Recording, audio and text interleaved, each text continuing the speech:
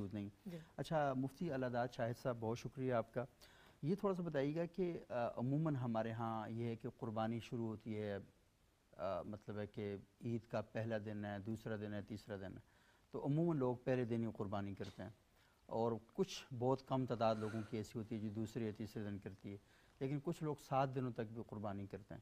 تو یہ تھوڑا سا رہنمائی کریں کہ قربانی کے جو ایام ہیں وہ کون کون سے ہیں جنہیں ایام نحر کہا جاتا ہے؟ بسم اللہ الرحمن الرحیم۔ بہت شکریہ شاہ جی۔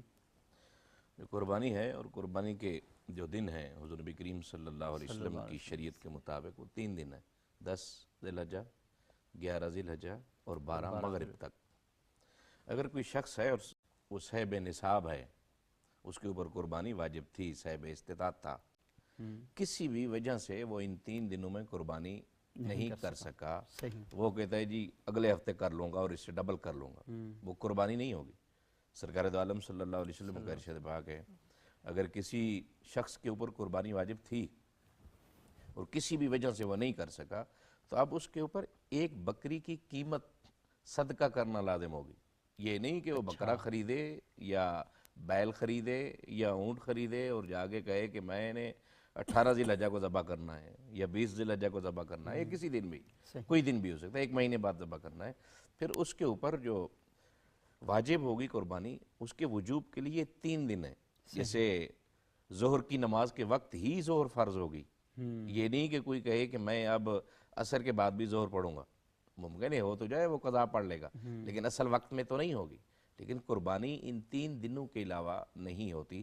اگر وہ قربانی کرنا چاہتا ہے تو وہ ان 3 دنوں میں کرے گا۔